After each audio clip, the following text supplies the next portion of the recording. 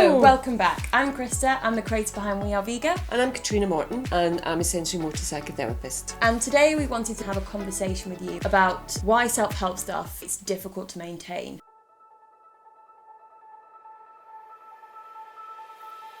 Things like reading self-help books, lots of people buy them and they read them. They're great, yeah. Sound fantastic. Or they'll do things like yoga or meditation or doing exercise or, trying to eat healthy. Lots of different things we try and do that we know we should do. And it is the basics of what you should do when your mental health is bad, or if you know you struggle with your mental health, is or to doing just those maintain things. your health. Yeah. We know that we should take regular exercise that increases our heart rate. Yeah. That we should be outside getting as much vitamin D as we possibly can when we can. We should be interacting with people and doing things, getting enough sleep, eating the right food. Oh my God. Endless amounts of things. Yeah, we wanted to talk about what's getting in the way, because a lot of people have resistance to maybe starting these sort of things or maintaining them, which is a big one. What's underlying in that. Yes, I'm a big fan of knowing what you're up against, knowing what things are actually getting in the way of either making it difficult to start in the first place, even though we know it's a fantastic idea, or starting and then not being able to maintain it. Because we all know what these things are, and I'm sure a lot of us have put things in place or tried to, and they're not. Oh yes. Gym memberships. I'm sure that most of us have had a gym membership or two. Great idea. I'll pay for the membership, and then it means that I'll definitely have to go. I'll definitely go. Absolutely. Everybody gets a gym membership. I've done it so many times. And then you go a couple of times and I don't like gyms very much. It's the exercising is great, the endorphins is great, but it can be the atmosphere or the people there, or and your head starts going about all the reasons why you don't want to be there or you don't want to go there. So the gym membership goes away. Oh yeah. We'll have a million or you'll different buy excuses. Loads of gym equipment, which I think a lot of people did in lockdown. Oh, tons. Exercise machines, weights, all sorts of things. And yes, maybe did it a few times, but then they gather dust. Why do they gather dust? Yeah. What is it that gets in the way?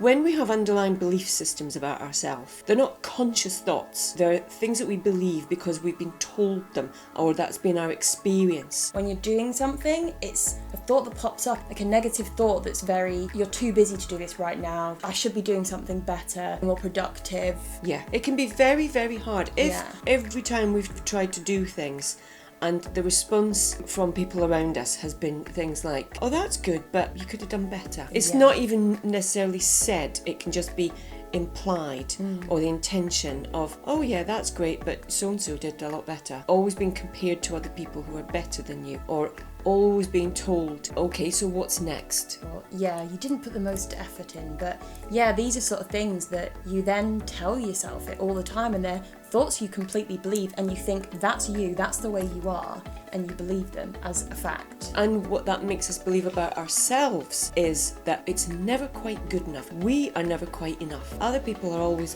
better than us, or I don't deserve to have that. That's indulgent. I should be doing something a bit more productive than that.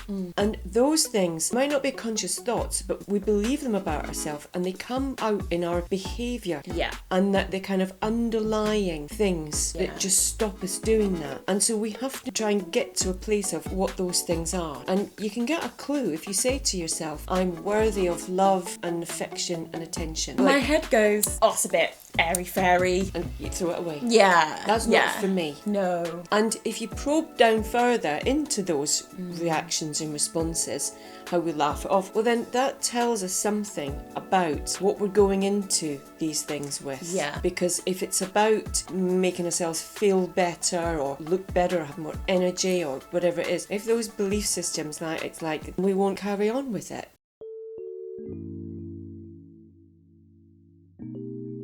If we're great beginners, if we're great ideas people, me, great ideas, terrible finisher, diabolical. You would never let me edit, even though I would be terrible.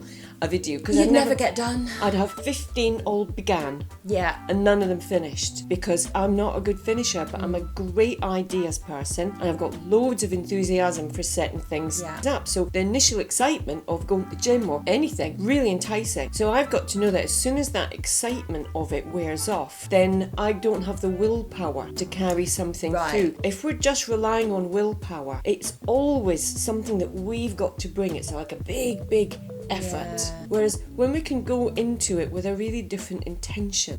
So I'm going to work on my belief system. I'm going to see if I can allow myself to be taken. Can I take myself to the gym every week? Can I look at it differently? You know, am I going to get something else out of it instead of, right, on your marks, get set, go. This time I'm going to do it, and I'm going to really keep doing it. Because unless it's giving you that excitement and that hit, you're not going to carry on. Also, without having to like work on dismantling all your belief systems, find the thing that actually does hook you and is exciting. That's tennis for me.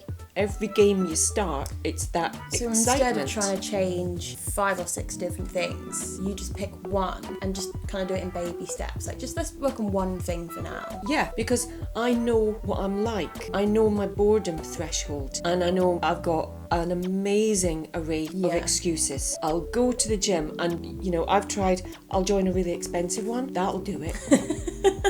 It didn't. I would use the pool and the jacuzzi and the steam room, but I'd look in the gym and go... So what about when somebody's more of a finisher? I'm not great at starting things, but I do the finishing, so how does somebody navigate that? Well, you might be more goal-oriented, so that it's something that you're going to complete and get to the end of. So you would be better with like a 6-week course of something that builds on something, and then you finish it. It's complete. So there's a beginning and there's an ending. Whereas if you're not good at starting something, if it's got no finishing line and you're a finisher, I'm just going to have a year's gym membership. Really? You don't fancy that? And there's no completion to it. Whereas, you know, a lot of personal training things, it's like they'll set you a program and they'll set you some goals for that. You set me a goal, I just want to flush it down the loo. It's like, don't you dare set me a goal. And it's got to have enjoyment for me. Whereas you would pick something that had some kind of completion thing. It doesn't mean that you can't then go and do another one, but it's a set thing.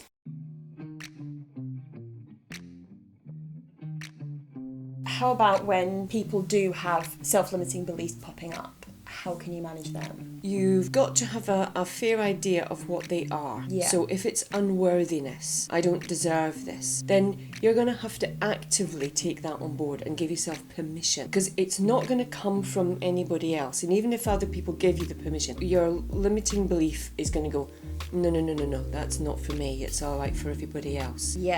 Or if you have a limiting belief that says everything always goes wrong in the end, well, why are you going to bother starting something? And the thing about this limiting belief, we believe them, and so we have to make them true. Otherwise they're not beliefs anymore. Every time something happens that validates it, 100%. You go, I was right, I knew it, I was right. Oh yeah, evidence. Even though you might have had 20 things that fly in the face of that. You can completely ignore it when it contradicts it. Of course. You override it. So, in order to keep our belief systems intact, we then have self-fulfilling prophecies. So that we start something with actually the intention of messing it up, and we just make that come true. It becomes a self-fulfilling prophecy. So if you know you have those belief systems and you know that that's your pattern, then you look out for the signs of those and go, not in a judgy way, but just in I can hear my excuses coming up. Let's just go and see what happens. Let's give it a go. If we know that we're not good finishers, then when we start something, it's, finding a way of just acknowledging that. It's like, I might find it difficult to complete it. So make every day you do it like a different start. But it's having a good idea of what those things are. And not thinking you have to do and complete everything in one go, because it can be really overwhelming. So just doing it a little bit at a time. And if you're somebody that rubbishes things or will take away from what you've done, because I always say to people, you would never dream of going and saying, I'm going to run a marathon. Right, I'll be back in 3 days' time, I'm going to run 25 miles.